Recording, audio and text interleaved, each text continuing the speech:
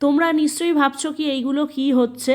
তো সত্যি কথা বলতে আমিও জানি না কি এইগুলো আসলেও কি, কিন্তু জানতে হয় কিছু কিছু টাইমে। কেন কি যখন ঘরে যখন সবাই যখন অসুস্থ হয়ে যায় না, তখন আমি যখন মানে প্রত্যেকটা মাই ভাবে কি কোনোভাবে নিজেও সুস্থ কিভাবে হব, আর নিজের বাড়ির পুরো পরিবারকে আর বিশেষ করে সন্তানকেও কি করে সুস্থ করব। তো প্রচুর ডাক্তার ফাক্তার সব কিছুই করেছিলাম। আর মেন ব্যাপার হচ্ছিলো আমাদের বাড়িতে কিন্তু সবারই মামস হয়ে গেছিলো। আর মামস কী জিনিস সেটা নিশ্চয়ই তোমরা সবাই জানো। আর মামস হওয়ার কারণে কিন্তু আমরা প্রচুর ওষুধ ডাক্তার সব কিছু ইএনটি স্পেশালিস্ট সবাইকে দেখিয়েছি, কিন্তু তারপরেও অনেকে আমাদেরকে একটা মানে বলল যে কি শিম, যেটা আমরা খাওয়ার যে শিমটা খাই, সেই শিম পাতার রস নাকি বেটে সেই রসটা গরম করে নাকি যেইখানে মামস হয় সেইখানে লাগালে নাকি মামসে অনেকটা কম হয়ে যায়, অনেকটা রিলিফ হয়। সত্যি কথা বলতে আমি কিন্তু এইগুলো একদমই বিশ্বাস করি না। আর যখন লাগাচ্ছিল তখনও আমি বিশ্বাস করিনি, কিন্তু যেহেতু মা জোরজবস্তি করছিল সেই জন্য ভাবলাম কি একবার বড়দের কথাটাও শুনে দেখি, কেন কি কখনো কখনো একটু সবার কথাটা শুনে দেখতে হয়। তো শোনার পরে কিন্তু মা ওই রসটা পুরো করে ঠরে দিয়েছিল।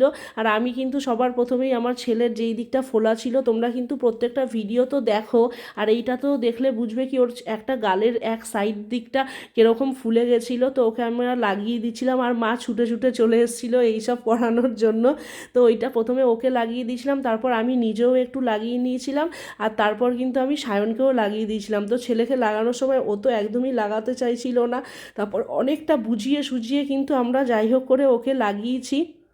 আর সত্যি কথা বলতে এটাই, যেটা দেখো আমি কিন্তু এই ভিডিওটা মানে এই যে ঘটনাটা যেদিন ঘটেছে তার পরের দিন আমি ক্লিপটা দিয়ে এই ভিডিওটা এডিটিং করছি। তো সত্যি বলছি আমি জানি না ওটা কিসের জন্য হয়েছে, কিন্তু আমরা তিনজনেই কিন্তু আগের থেকে কিন্তু এখন অনেকটা সুস্থ আছি। আর যদিও সায়ন একটুখানি অসুস্থ আবার হয়ে গেছে, কিন্তু আমার ছেলে কিন্তু আগের থেকে অনেকটা বেটার আছে।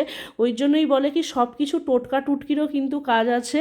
তো এইটা নাকি সব কিছুই বেকার বা কুসংস্কার, কিছু কিছু সময় কিন্তু বড়দের কথা একটু শোনা ভালো। কেন কি যখন আগেরকার মানুষরা কিন্তু এইসব করেই কিন্তু আমার মনে হয় বেশি রোগ জ্বালা সব সারতো। কেন কি তখন অত ডাক্তার ছিল না, আর অত ওষুধ অত অ্যান্টিবায়োটিকও ছিল না, আর মানুষের অত সামর্থ্যের মধ্যে যে হুট করে ডাক্তারখানায় চলে যাব বা ওষুধ কিনে নেব ওষুধ খেয়ে নেব ওরকম কিন্তু ছিল না।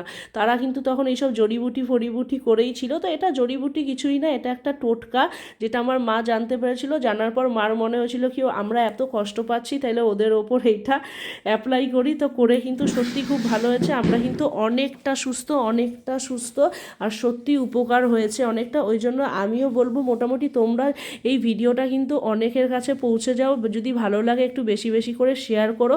কেন কি গলা ব্যথা কানের দিকে ব্যথার মাংসের জন্য কিন্তু ভীষণ